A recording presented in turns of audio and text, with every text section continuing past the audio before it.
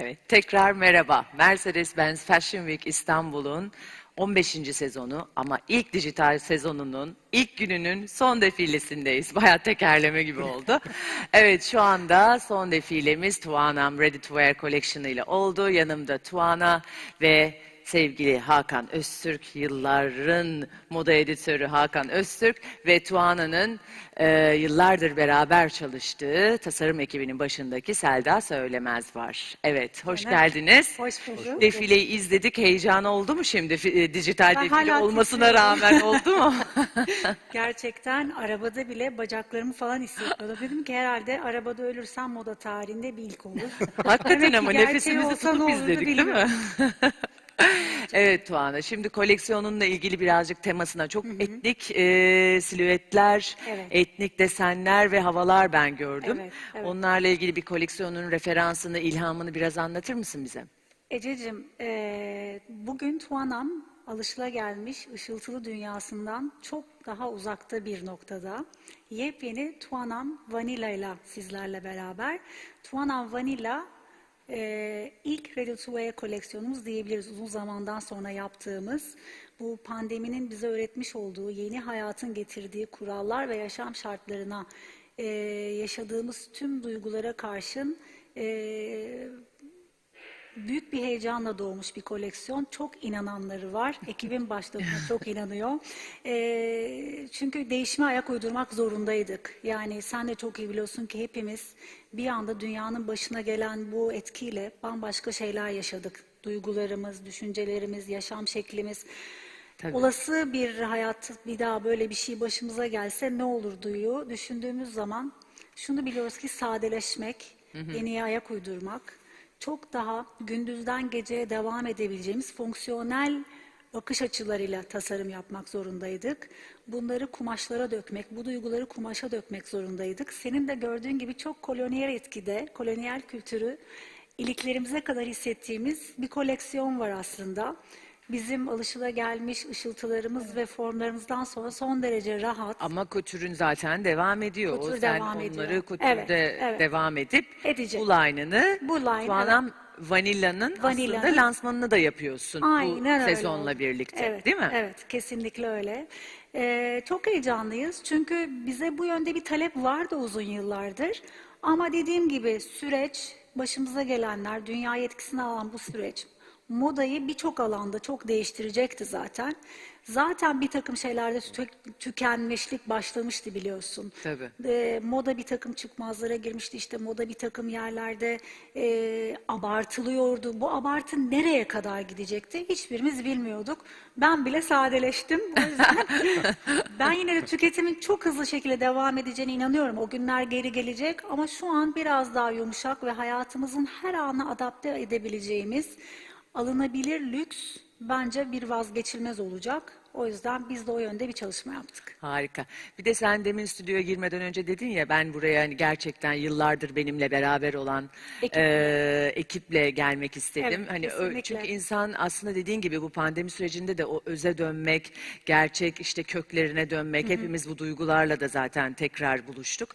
O yüzden de yanında hemen Selda var. Selda Evet. demin de bize ilk zamanları hatırlatıyorsun. Evet. Sen de bu Vanilla line'ını destekleyen ve çok isteyenler de var deyince bir baktın Selda'ya.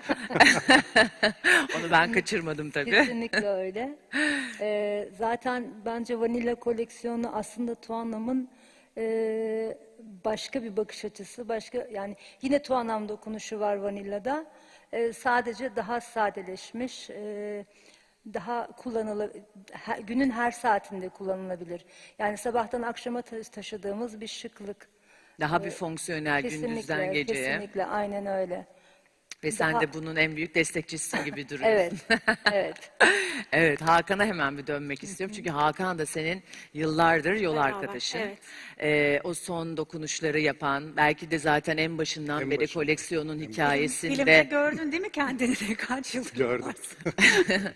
Koleksiyonun hikayesinden sonuna kadar hep Tuana, birçok tasarımcıyla beraber çalışıyoruz ama Tuana ile ayrı bir yoldaşlığım var. Tuana'yla şöyle ayrı, en keyif aldığım tarafı daha koleksiyon ortada olmadan oturup konuşup yani en başından dokunabilmek, gerçekten içine bir şeyler katabiliyorum o zaman. Yoksa bitmiş bir koleksiyona gittiğim zaman sadece edit ediyorum yani. Ama Tabii.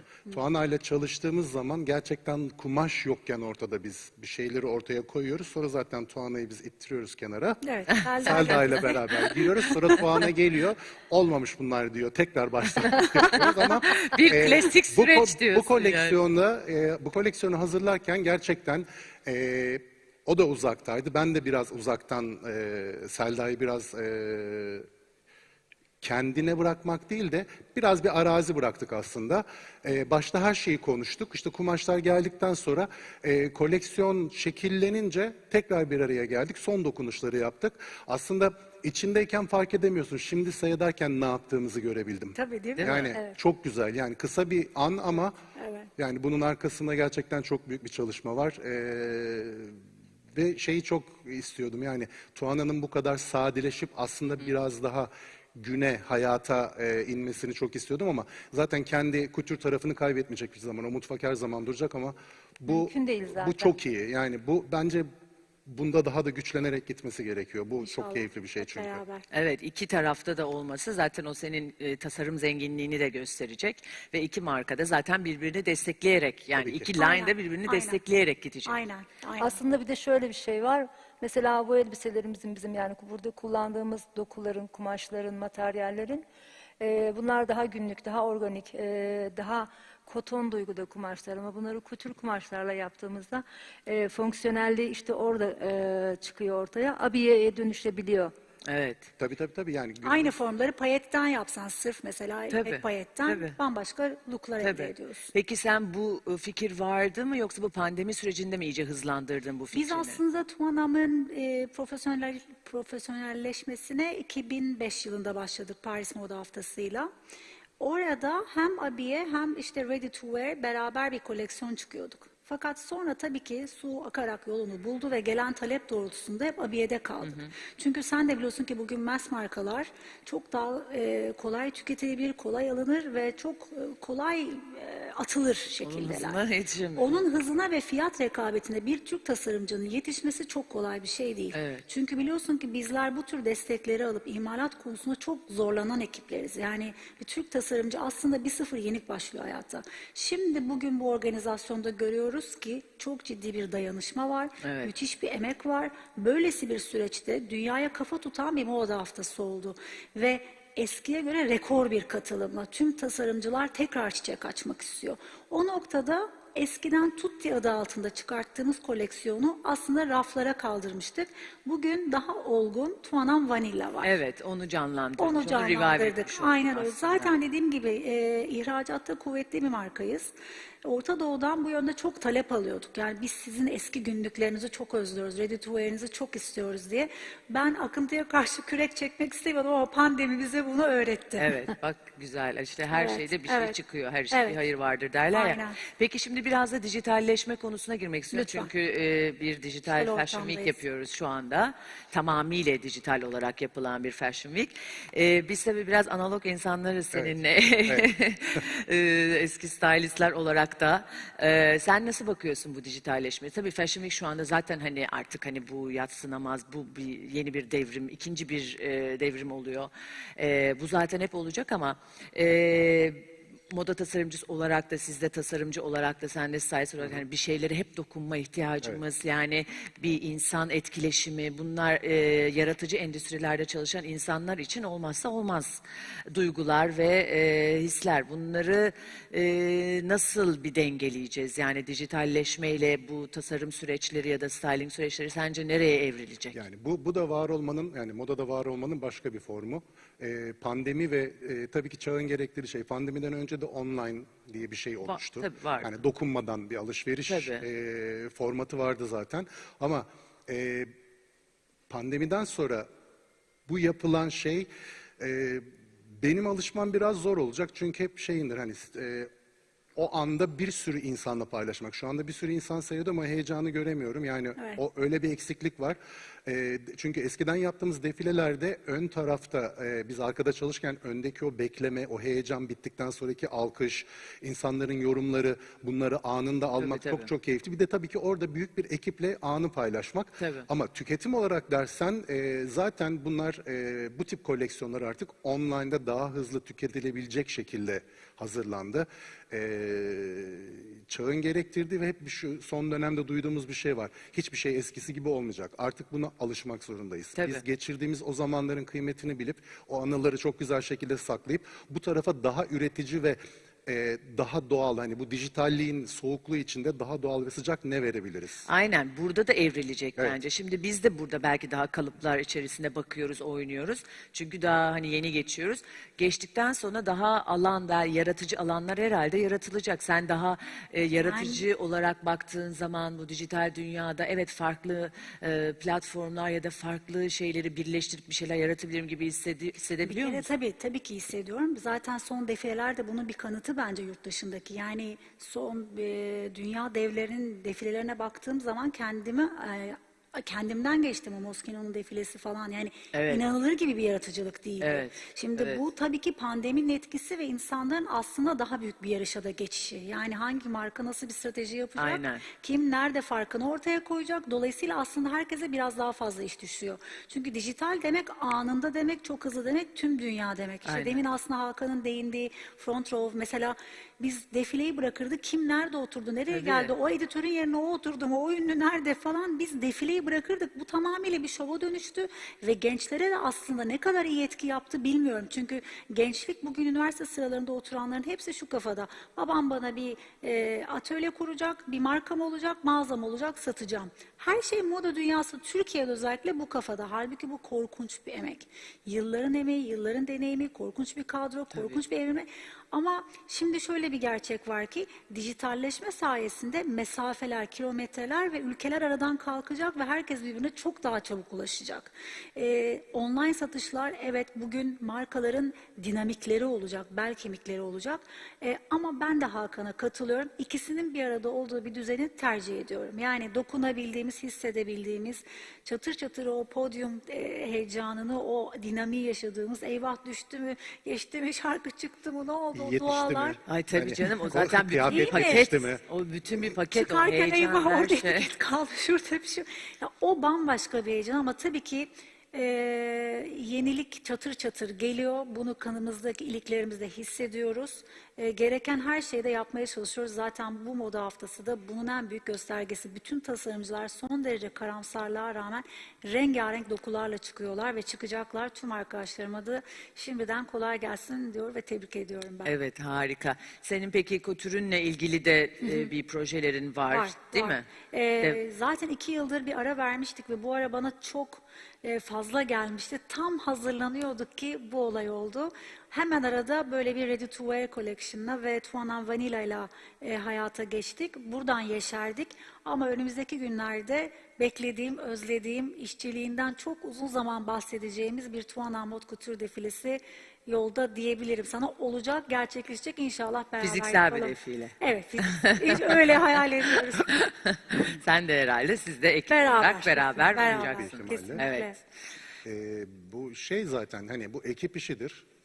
Evet. Hem de Ama nasıl? inanıyorum yani- Hem de nasıl ekip işi? Birinin en başta karar verdiğin şey içeride o iş evrilirken birinin söylediği bir şeyle başka bir tarafa da akıyor. Mesela bizim koleksiyonu yaparken Kuzey Afrika'dan başlayıp en sonunda kendimizi Pasifik adalarında bulduk. Yani hani Brezilya'ya gittik. Çünkü çoğaldıkça, işlendikçe ve yeni bir şey katıldıkça yok bu buraya da gitmeli, bu da olmalı, o da olmalı derken bir sürü kültürü içine alıp sıcak bir koleksiyon yaptık. Bana Ve göre çok gerçekten doğal sıcak ve öyle kumaşlar. hani lezzetli bir koleksiyon oldu, güzel bir koleksiyon oldu. Yani Kesinlikle. styling'in çok etkisi olacak bir koleksiyon. Çünkü gündüzden geceye uyarlamasında gerçekten bütün aksesuarların çok başrol olacağı bir koleksiyon. Çünkü bir stilettoyla ya da bir işte kovboy çizmeyle de giyebileceğin, aynı zamanda bir hasır şapka takıp gece mücevher de takabileceğin bir koleksiyon. Dolayısıyla çok yöne çekebileceksiniz ve kumaşlar çok bizim özümüz. Pamuklar, içinde hafif ipek içeren pamuklar, ketenler, kupralar değil mi? Atlıyorsan aslında kesinlikle, poplinler ve Voal de var. Voal var, evet. Çok Avrupalaşmış. Aslında hafif Burjuva etkisindeki bir etnik koleksiyon Evet. aslında. Aslında lafını kestim, kolonyal bir Kolonyal, etki. evet. Yani Evet. Tamamıyla Avrupalıların kolonyal yerleştikleri sıcak iklimlerde oranın kültürleriyle beraber kendi yarattıkları, birleştirip yarattıkları Modernize bir ettikleri, şey. Bu, evet. hani mimariye de dekorasyon da girdi ama kıyafette daha baskın ve Yani benim aslında yıkanmış en buldan bile sevdiğim var. şey bu. Evet. Ha, burada Modanın şimdi look şey en var. sevdiğim tarafı. Evet. Evet. Ben de bakmaya doyamıyorum, giymeye de doyamadım biliyorsun provalar sırasında. Peki style etmesi de çok zevkliydi herhalde. Çok zevkliydi. Nefis krizler yaşadık. Ben çünkü dedim ki takı takmayalım. Sonra takısız olmaz dedi. Çünkü o illa kutürden bir yerden dokunuş olacak. Bir takı Ee, kutıracak. Kirli çamaşırlar çıkıyor. şapka tarafında işte şapka dedi. Sonra bir şapka araştırırken baktık ki değişik formda bir şeyler var ve güzel bazı şapkalar bulduk ve bunu ilerleyen zamanlarda bu çekimler tabii tekrarlanacak. Bu bundan kalmayacak. Biz bunu daha da Tabii bir canım. köpürteceğiz, daha bir keyifli hale getireceğiz. Aslında dediğim gibi ekipten her çıkan fikirle birleşmiş nefis sıcak bir koleksiyon oldu ve memnunum. Yani Evet. ben en azından kendi adıma güzel. baktığım zaman ya biz güzel bir şey yaptık diyebiliyorum. Yani şimdi konuşurken de gözümü alamıyorum fotoğraftan ve modellerden. Herkesin eline sağlık. Hakikaten öyle. Elinize sağlık. Çok güzel olmuş. Ececiğim biz uzun zamandır hep halkla çok başka platformlarda buluşuyorduk.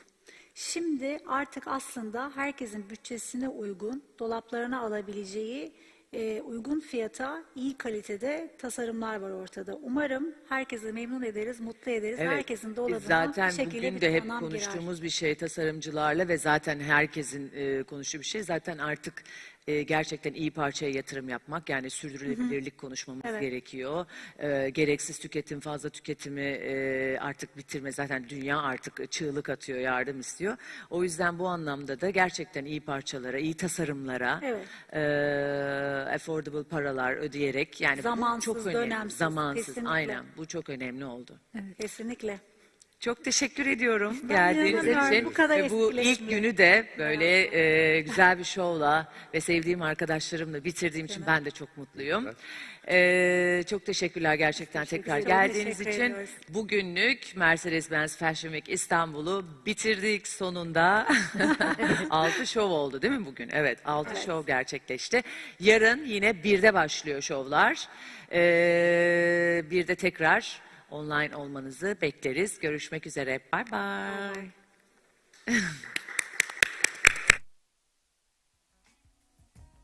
Feel wisdom's red and blind.